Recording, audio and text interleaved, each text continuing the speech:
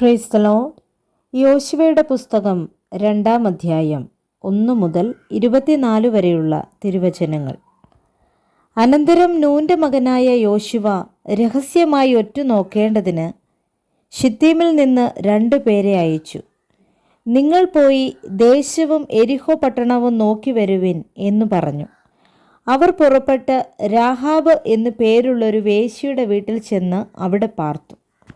Israel മക്കളിൽ ചിലർ ദേശത്തെ ശോധന ചെയ്യുവാൻ രാത്രിയിൽ ഇവിടെ വന്നിരിക്കുന്നു എന്ന് എരിഹോ രാജാവിന് അറിവ് കിട്ടി.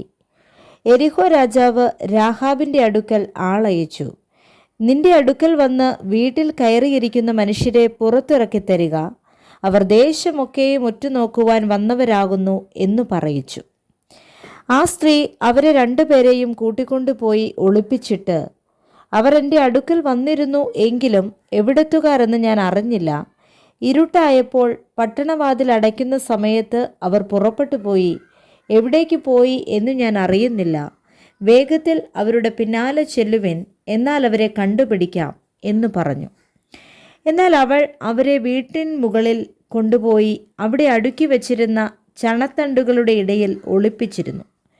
ആ ആളുകൾ യോർദാനിലേക്കുള്ള വഴിയായി കടവുകൾ വരെ അവരെ തിരഞ്ഞു ചെന്നു. തിരഞ്ഞു ചെന്നവർ പുറപ്പെട്ട ഉടനെ പട്ടണവാതിൽ അടച്ചു. എന്നാൽ അവർ കിടപ്പാൻ പോകും മുമ്പേ അവൾ മുകളിൽ അവരുടെ അടുക്കൽ ചെന്ന് അവരോട് പറഞ്ഞത്, യഹോവ ഈ ദേശം നിങ്ങൾക്ക് തന്നിരിക്കുന്നു. നിങ്ങളെയുള്ള ഭീതി ഞങ്ങളുടെ മേൽ വീണിരിക്കുന്നു. ഈ ദേശത്തിലെ നിവാസികളെല്ലാവരും നിങ്ങളുടെ നിമിത്തം ഉരുകിപ്പോകുന്നു എന്നു ഞാൻ അറിയുന്നു. നിങ്ങൾ മിസ്രയീമിൽ നിന്ന് പുറപ്പെട്ടു വരുമ്പോൾ യഹോവ നിങ്ങൾക്ക് വേണ്ടി ചെങ്കടലിലെ വെള്ളം വറ്റിച്ചതും യോർദാൻ അക്കരെ വെച്ച് നിങ്ങൾ നിർമൂലമാക്കിയ സീഹോൻ, ഓഗ് എന്ന 2 അമോര്യ രാജാക്കന്മാരോട് ചെയ്തതും ഞങ്ങൾ കേട്ടു. കേട്ടപ്പോൾ തന്നെ ഞങ്ങളുടെ ഹൃദയം ഉരുകി. നിങ്ങളുടെ നിമിത്തം എല്ലാവർക്കും ധൈര്യം കെട്ടുപോയി. നിങ്ങളുടെ ദൈവമായ യഹോവ തന്നെ മീതെ സ്വർഗത്തിലും താഴെ ഭൂമിയിലും ദൈവമാകുന്നു. ആകയാൽ ഞാൻ നിങ്ങളോട് ദയ ചെയ്യുക കൊണ്ട് നിങ്ങളും എൻ്റെ പിതൃഭവനത്തോട് ദയ ചെയ്ത് എൻ്റെ അപ്പനെയും അമ്മയെയും എൻ്റെ സഹോദരന്മാരെയും സഹോദരിമാരെയും അവർക്കുള്ള സകലത്തെയും ജീവനോടെ രക്ഷിച്ച് ഞങ്ങളുടെ ജീവനെ മരണത്തിൽ നിന്ന് വിടുവിക്കുമെന്ന് യഹോവയെ ചൊല്ലി എന്നോട് സത്യം ചെയ്യുകയും ഉറപ്പുള്ള ഒരു ലക്ഷ്യം തരികയും വേണം. അവർ അവളോട്, ഞങ്ങളുടെ ഈ കാര്യം നിങ്ങൾ അറിയിക്കാതെ ഇരുന്നാൽ നിങ്ങളുടെ ജീവന് പകരം ഞങ്ങളുടെ ജീവൻ വെച്ചു കൊടുക്കും. യഹോവ ഈ ദേശം ഞങ്ങൾക്ക് തരുമ്പോൾ ഞങ്ങൾ നിന്നോട് ദയയും വിശ്വസ്തതയും കാണിക്കും എന്ന് ഉത്തരം പറഞ്ഞു. എന്നാറെ അവൾ അവരെ കിളിവാതിലിലൂടെ ഒരു കയറുകെട്ടി ഇറക്കി. അവളുടെ വീട് കോട്ടമതിലിന്മേലായിരുന്നു. അവൾ മതിലിന്മേൽ പാർത്തിരുന്നു. അവൾ അവരോട്, തിരഞ്ഞു പോയവർ നിങ്ങളെ കണ്ടുപിടിക്കാതിരിക്കേണ്ടതിന് നിങ്ങൾ പർവ്വതത്തിൽ കയറി അവർ മടങ്ങിപ്പോരുവോളം 3 ദിവസം അവിടെ ഒളിച്ചിരിപ്പിൻ. അതിൻ്റെ ശേഷം നിങ്ങളുടെ വഴിക്ക് പോകാം എന്ന് പറഞ്ഞു. അവർ അവളോട് പറഞ്ഞത്, ഞങ്ങൾ ഈ ദേശത്ത് വരുമ്പോൾ നീ ഞങ്ങളെ ഇറക്കിവിട്ട ഈ കിളിവാതിൽക്കൽ ഈ ചുവപ്പ് ചരട് കെട്ടുകയും നിന്റെ അപ്പനെയും അമ്മയെയും സഹോദരന്മാരെയും പിതൃഭവനത്തെയൊക്കെയും നിന്റെ അടുക്കൽ വീട്ടിൽ വരുത്തിക്കൊള്ളുകയും വേണം.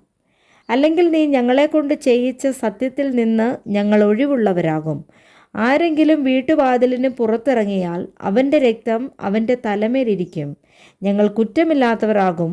നിന്നോടുകൂടെ വീട്ടിലിരിക്കുമ്പോൾ വല്ലവനും അവൻ്റെ മേൽ കൈവച്ചാൽ അവൻ്റെ രക്തം ഞങ്ങളുടെ തലമേലിരിക്കും. എന്നാൽ നീ ഞങ്ങളുടെ കാര്യം അറിയിച്ചാൽ നീ ഞങ്ങളെക്കൊണ്ട് ചെയ്യിച്ച സത്യത്തിൽ നിന്ന് ഞങ്ങൾ ഒഴിവുള്ളവരാകും. അതിന് അവൾ, നിങ്ങൾ പറഞ്ഞതുപോലെ ആകട്ടെ എന്ന് പറഞ്ഞ് അവരെ അയച്ചു. അങ്ങനെ അവർ പോയി. അവൾ ആ ചുവപ്പ് ചരട് കിളിവാതിൽക്കൽ കെട്ടി. അവർ പുറപ്പെട്ട് പർവ്വതത്തിൽ ചെന്നു.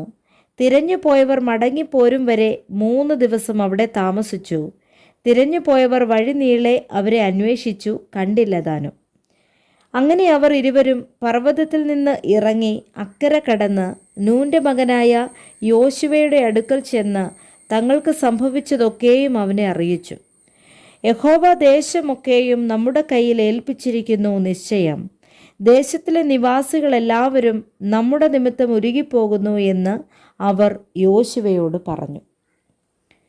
Praise the Lord. വായിച്ച തിരുവചനങ്ങളാൽ കർത്താവ് നമ്മെ ഏവരെയും സമൃദ്ധമായി അനുഗ്രഹിക്കുമാറാകട്ടെ.